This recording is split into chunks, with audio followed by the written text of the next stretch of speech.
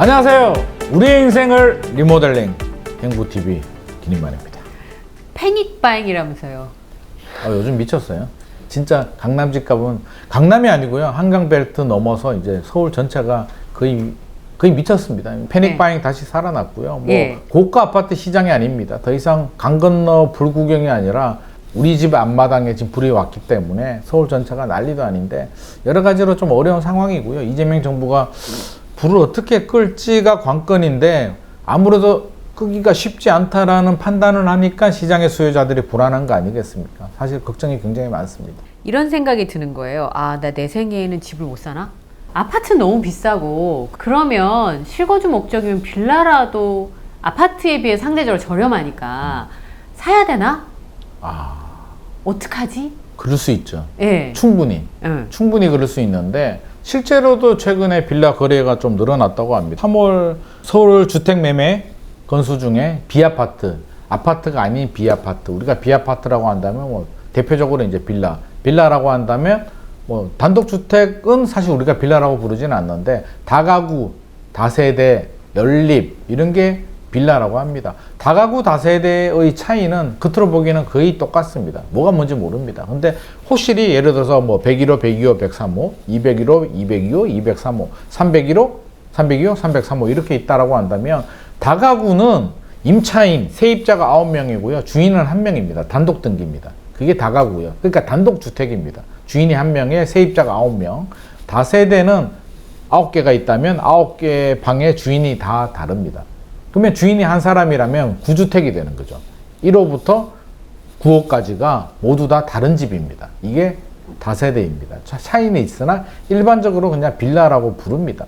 그래서 빌라가 대표적으로 비아파트 시장이라고 볼 수가 있고요. 오피스텔도 이제 비아파트라고 하는데 오피스텔은 엄밀히 따지면 주택은 아닙니다. 준주택이라고 하는데 건축법상 주택이 아니기 때문에 오피스텔까지 포함한다면 굳이 뭐 비아파트라고 할 수도 있는데 어떻게 됐든지 간에 아파트 가격이 미친 듯이 천정부지 올라가다 보니까 이제 주택 중에서 비아파트, 빌라 거래량이 늘어나고 있는데 자료를 보니까 3월이 빌라 비중이 27.3%였는데요. 4월이 33.2%로 소폭 늘어났고 아마 최근 통계가 나오면 좀 더 올라간 수치를 보여줄 것 같습니다.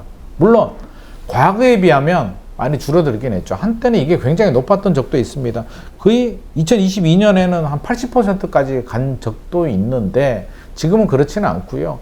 그래도 조금씩 늘어나고 있다. 한때는 이제 굉장히 죽었습니다.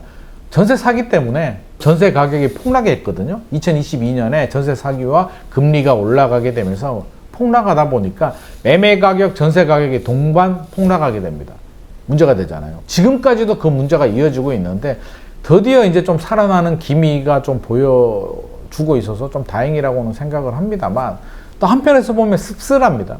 이유를 보게 되면 이게 맞나 싶은 생각도 사실은 저는 드는데 뭐 왜요? 이유를 하나씩 우리가 좀 따져볼 필요는 있을 것 같습니다. 왜 살까? 라고 한다면 앞서서 말한 것처럼 아파트 가격이 너무 높으니까 도저히 아파트는 살 수가 없는데 전세로 가면 어떤 일이 발생할까요? 전세 사기. 네. 아직도 진행 중입니다. 전세 사기는 뭐 여러 종류가 있습니다. 처음부터 기망의 의도를 가지고 사기하려고 그 사기꾼들이 함정을 파놓고 하는 사기들도 있고 그런 의도가 전혀 없었는데 전세금을 못 돌려주게 되면 자연스럽게 또 전세 사기가 되기도 합니다. 이걸 예방하기 위해서는 여러 가지 뭐 안전장치들, 등기부등본도 확인하고 집주인 세금 체납 정보도 확인하고 과거 이력도 확인하고 복잡하잖아요. 이거 어떻게 해야 되지? 그리고 전세 가율이 높습니다. 비아파트 같은 빌라 같은 경우는 전세 가율이 80% 이상이 되거든요. 한 3억이라면 매매 가격이 3억이라면 뭐 전세 가격이 2억 5천, 2억 8천 이렇게 되다 보니까 집주인이 전세금을 못 돌려주게 되면 이제 경매로 넘겨야 되는데 판결문을 받아서 경매 넘기면 2억 2천이 낙찰됐어요. 나는 전세금이 2억 8천인데. 어머. 그럼 이제 못 받는 거지. 그러니까 이제 깡통이 되기 때문에 위험하다는 거죠. 근데 아파트는 전세 가율이 기본적으로 한 50% 정도 되거든요. 그러면 10억인데 전세가 5억이야. 전세금 안 줘? 귀찮더라도 경매 넘겨버리게 되면 물론 판결문을 받아야 됩니다만 넘기게 되면 8억에만 낙찰이 돼도 내가 5억 받고 3억 주인이 가지고 가니까 내 전세금을 안전하게 지킬 수가 있습니다. 그러니까 아파트는 안전한데 B아파트, 빌라는 전세 사기 염려가 굉장히 큰 거죠. 그러면 이제 어떤 선택을 해야 될까요? 아, 이거 어떡하지? 어떡하지? 그러면 제일 1번 방법, 안전한 아파트로 가면 됩니다. 아파트 사려고 하면 너무 비싸고, 전세 들어가려고 해도 아파트 전세도 좀 부담스럽죠. 전세 사기 우려는 없습니다만 전세 가격도 높고 요즘 대출도 잘 안 나옵니다. 전세 대출 잘 안 해줘요. 은행들이 전체적으로 가계부채 관리를 하기 때문에 쉽지 않습니다. 그러면 선택지가 빌라 전세 들어가려니까 불안하고, 월세로 가려니까 월세, 이거 주인한테 이거 매달 돈을 이렇게 주기는 너무 아까운 거예요. 그러면 아유, 그냥 월세 내느니 대출이자 내면서 내 집 사버리자라고 해서 매매 수요가 늘어나는 부분이 있고요. 강남 3구, 용산구 같은 경우는 토지거래가구역으로 3월 24일부터 지정이 됐습니다. 모든 아파트. 그러면 아파트가 아닌 곳은 토지거래 허가 대상이 아닙니다. 그러면 많은 분들이 착각하는 게 강남 3구, 용산구의 토지거래가구역 B아파트는 다 아니야? 용산에 가보면 뭐 삼각지역 주변이거나 재개발 구역들 있잖아요. 거기는 예전부터 2020년부터 토지거래가구역으로 묶여있기 때문에 실제로 B아파트도 토지거래 허가 대상이 있는 곳들도 있습니다. 그래서 따져봐야 됩니다. 되는 곳들, B아파트도 토지거래가구로 묶여있는 곳들도 있고 안 묶여있는 곳들도 있는데, 어떻게 됐든지 아파트가 허가를 받아야 된다면, 허가를 받아야 된다는 얘기는 실제 거주를 해야 된다는 얘기죠. 그러면 그래, B아파트 빌라 사자라는 수요들이 일어날 수도 있고요. 또 하나는 서울에 오선 서울시장이 이제 공급을 늘리기 위해서 주택 공급을 많이 늘리려면 어떻게 해야 되겠습니까? 재건축 재개발도 하고, 신속통합계획이라고 해서 속도를 빨리도 하고, 소규모 단지들 있잖아요, 구역들. 이거는 일반적인 도정법에 의한 재건축 재개발을 하게 되면 사업이 안 됩니다. 사업성도 안 나오고 세월아 내월아 걸리기 때문에 소규모 정비 사업을 진행하게 됩니다. 절차를 간소화시키고 몇 명이서 모여서 정비 사업을 소규모로 할 수 있도록 모아타운 이런 걸 진행하게 되거든요. 그러면 빌라인데 굳이 내가 사고 싶지 않은데 이게 나중에 재개발이 된다는 거죠. 모아타운 통해서 아파트, 뭐 대규모, 모아타운 같은 경우는 이제 대규모 아파트가 되진 않습니다만 소규모라도 아파트가 되고, 아니면 뭐 재개발 구역이라든지 이렇게 될 가능성이 있다.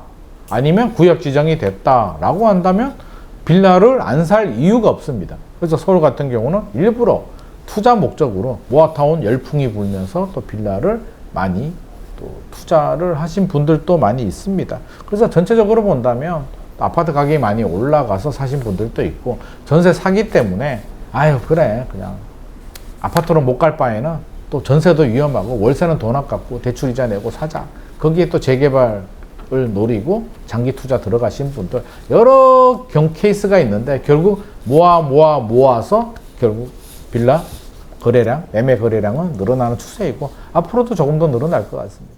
빌라를 선택하는 사람들에게 주의할 점이 있다면? 저는 투자할 때 이제 두 가지를 좀 주의를 해줬으면 좋을 것 같습니다. 첫 번째는 재개발을 생각하고 노리고 투자를 한다라고 하는데, 이게 안 해보신 분들은, 또 재건축 재개발을 또 잘 모르시는 분들은, 또 부동산 하시는 분들, 중개사들은 또 계약을 해야 되니까 약간 과장 광고를 좀 할 수도 있습니다. 실제로 오래 걸리는데 아유 한 5년이면 되지 않겠어요 라고 얘기를 할 수도 있는데, 마치 빨리 될 것 같은 생각을 가지는데 굉장히 오래 걸립니다. 일반적으로 정상적으로 문제가 없이 진행을 하더라도 15년 걸립니다.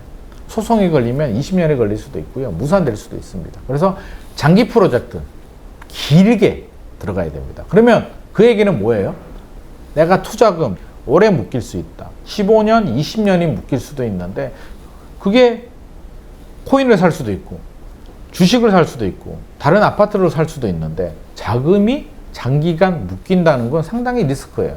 내가 무슨 일이 있을지도 모르겠고, 빌라 투자했는데 갑자기 뭐 어디 좋은 투자처가 나왔다든지, 결혼을 하게 돼가지고 결혼 비용으로 써야 되는데, 이런 일들이 발생할 수도 있기 때문에 일단 길게 묶인다. 그래서 반드시 내가 투자할 때는 기본적으로 20년은 걸리겠구나 라는 마음으로 접근하시는 게 좋습니다. 만약에 조합이 설립이 됐다면 조합에서는 굉장히 장밋빛으로 얘기합니다. 조합장이 이야기를 한다. 아, 언제 될 것 같아라고 하면 조합장이 5년이 된다 그러면 10년 이상 걸리겠구나. 조합장이 문제 없다라고 하면 문제가 몇 개 있구나. 이렇게 생각을 하시는 게 현명한 판단이고요. 왜냐면 조합장은 무조건 다 좋게 얘기를 해야 되지. 조합장이 문제가 좀 있어요. 우리가 좀 오래 걸릴 것 같아요. 라고 하면 안 되는 거기 때문에 난리가 납니다. 그래서 조합장 얘기를 들을 때는 나름대로 필터링을 해서 50%는 차감하고 우리가 받는 것이 좋겠다라는 말씀을 드리고, 시간이 오래 걸릴 수도 있잖아요. 나는 팔아야 되는데 어떡하지? 그럼 뭘 해야 되겠습니까? 황금성이라고 합니다. 팔아야 됩니다. 근데 아파트에 비해서 그렇게 원활하게 팔리지가 않습니다. 수요층이 아주 많지 않습니다. 재개발 구역도요, 재개발이 막 열풍이 불다든지 속도가 착착착착 진행이 되면 매수자들도 나타나고 투자자들이 나와서 이렇게 황금성이라고 하잖아요. 매매가 되는데, 그게 사업이 지지부진하다, 조합 내부에 뭐 어떤 갈등이 있다, 서울시와의 갈등이 있다, 사업성이 안 나온다 그러면 그거 왜 들어갑니까? 그러면 안 팔린다는 얘기예요. 그런 부분은 저는 좀 주의가 필요하고, 두 번째는 최근에 이제 모아타운이라든지 여러 가지 재개발 구역들 많이 서울시에서 열심히 하고 있는데 어떻게 될까요? 내가 빌라를 가지고 있는데 갑자기 구역 지정이 됩니다. 그러면 내가 주인이잖아요. 그러면 원래 3억이었는데, 예를 들어서 3억이었는데 지정이 됐어요? 3억에 팔까요? 아니요. 아니지. 이미 단계가 한 단계 올라가게 되면 가격이 올라가거든요.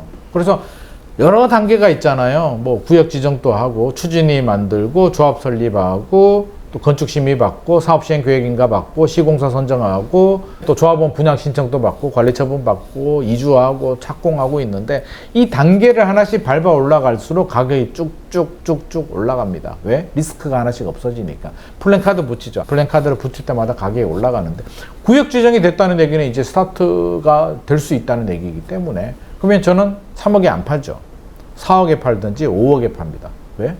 그래도 살 사람 사. 우리 구역 지정 됐으니까 15년, 20년 후에 될 거야. 들어와. 라고 한단 말입니다. 그러면, 그렇지. 그래. 15년 걸리면 어때? 내가 들어가지. 5억 주고 들어갑니다. 투자할 수 있잖아요. 뭐 전세가 얼마다. 뭐 전세가 2억 5천이면 내 돈 2억 5천 내고 들어갈 수도 있는데, 15년, 20년이 걸릴 수도 있고요. 또 모르잖아요. 지방선거 통해서 서울시장이 바뀌었는데 다음 누군가 새로운 서울시장이 만약에 바뀐다면, 예를 들어서 기린만이가 서울시장이 됐어요, 다음에. 근데 생각해보니까 하기 싫거든. 야, 서울에 뭐 재개발을 자꾸 해. 어차피 안 되는 거 하지 마. 라고 할 수도 있잖아요. 모아타운 그 뭐야? 하지 마. 라고 하면 끝나는 거잖아요. 나는 구역 지정이 되고 재개발이 된다는 조건으로 5억 주고 샀는데 하지 마. 서울시에서. 무산되는 거죠. 아니면 조합 내부의 갈등이라든지 소송이 걸린다든지 어떤 문제가 생기면, 안 되면 어떻게 돼요? 된다는 가정하에서 5억이 됐는데 안 된다는 순간 다시 옛날 가격 3억 밖에 더 되겠습니까? 그러면 나는 투자금은 2억 5천 투자했는데 누가 사겠습니까? 그런 일들이 언제든지 발생할 수도 있습니다. 그래서 막 구역 지정이 되고 막 흥분 상태 있잖아요. 막 호가 올리고 막 최근에 난리가 났다면 냉정하게 좀 생각을 해보시기 바랍니다. 그래서 실거주 목적으로 내가 필요해서 그냥 그렇게 사시는 분들이야 내가 거주할 곳들 가면 되겠으나, 투자 목적이라면 이렇게 또 재개발은 오래 걸릴 수도 있다. 최근에 어떤 뭐 구역 지정이 된다든지 호재 때문에 너무 단기 급등을 한 것은 아닌가. 그리고 또 전세 가격이 인위적으로 높게 책정이 될 수도 있거든요. 팔려고 5억인데 전세가 2억 5천이면 2억 5천만 투자해도 되잖아요. 실제로 전세가 1억 5천인데 1억 원을 뻥튀기 해서 또 그렇게 하는 방법도 일부는 있습니다. 그래서 여러 가지를 돌다리도 두들겨 보는 것이 좋겠다. 내 돈이 오래 묶일 수도 있겠다. 황금성이 좋지 않을 수도 있으니 팔려고 하면 시간을 넉넉하게 둬야겠다. 이런 전략은 세우시고 접근하시는 게 좋을 것 같습니다.